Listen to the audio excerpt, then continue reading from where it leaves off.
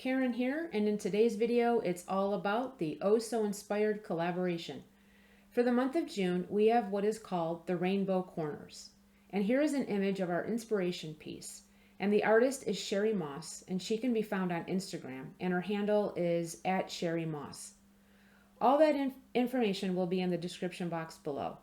Before getting into my project, please remember to click on the hashtag that you see in the title, or you can check out the playlist that will be found in the description box to see the collaboration team's take on this month's inspiration piece.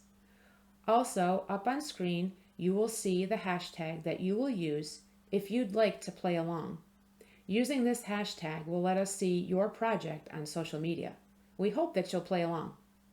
So let's go ahead and get started. I did make 2 cards, and I'll show the process for one. The other you'll see at the end of the video, so stay tuned for that. I kept my card very simple. I'm doing some ink blending with the Tim Holtz Distress Oxides that you see here on screen. I chose picked raspberry, carved pumpkin, squeezed lemonade, mowed lawn, mermaid lagoon, and wilted violet. I'm also using the Friendship Bloom stamp set by Gina K Designs. And I'm also using the You've Been on My Mind stamp set, sentiment piece. So let's go ahead and get started. Here I have a piece of white cardstock that measures 4 by 5 1/4 inches, and I also have these triangles which were cut from a 3 by 3 inch square. They will be used as masks, and I will place them in the opposite corners on my card front. I'm using the repositionable tape to adhere the triangles. That way I know that the repositionable tape will not tear my paper when I remove them after I finish the ink blending. So I go ahead and finish putting the tape on the triangles to get those in place before I start my ink blending. And again, you can use any low-tack tape that you have for your masking. I just thought that these triangles worked perfectly to help me get those sections off that I needed masked. So here I'm starting with the picked raspberry, and I'm not dabbing my brush right into the ink just yet.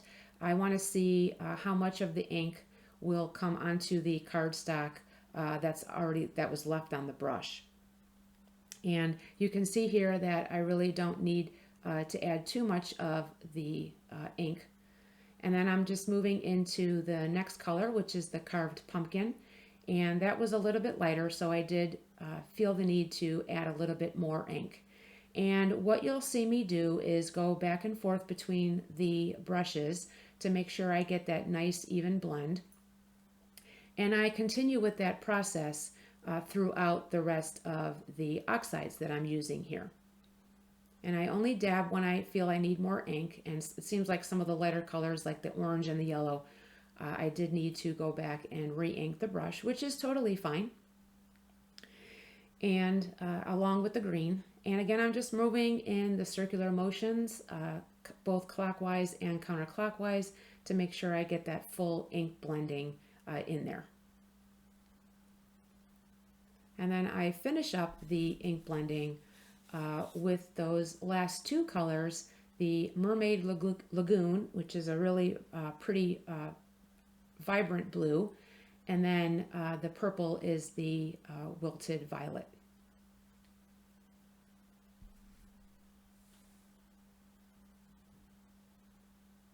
So finishing this up, and I have that little bit of space left on the bottom that you see there, and I went ahead and I didn't need to dab the purple. I just went in and I just tried to see what was left, and because I had that small amount of space, I didn't need to dab the brush. And just finishing that ink blending.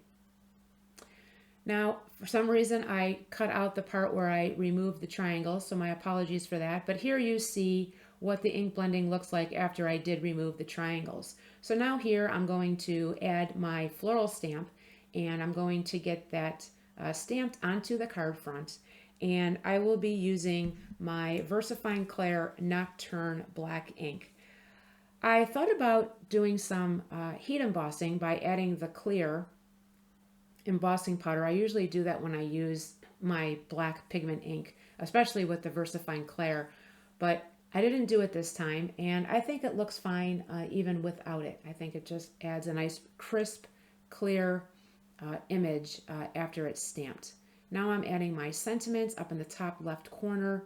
You've been on my mind. And again, using the same ink for that sentiment. The platform really did come in handy for that too. Now there's the finished stamp. And so I brought in this piece of black cardstock. I cut that at 4 1/8 by 5 3/8, and I wanted to have an extra layer behind the card front. I thought it just added more detail and it makes it look a little bit more elegant. So now I'm going to adhere my card front to the black cardstock, and I did score and cut my card base off screen, so that's what you see there next to the card front. And now I will just adhere this piece here onto the card base to finish up the card. So getting that on the card base, I got that finished. And as I mentioned earlier in the video, I did make a second card. You can see here that it is very similar using the ink blending. But what I did was I ink blended the corners. It just seemed to go with the flow of the inspiration piece because it is called Rainbow Corners. And I changed the direction of my floral stamp. And then I added the sentiment to the right side instead of the left. Let me know which one is your favorite down in the comments below. Well, this wraps up my project for today. And until my next video, guys, I hope your day is a crafty day. Thanks so much for joining me, and we'll see you again real soon. Bye-bye.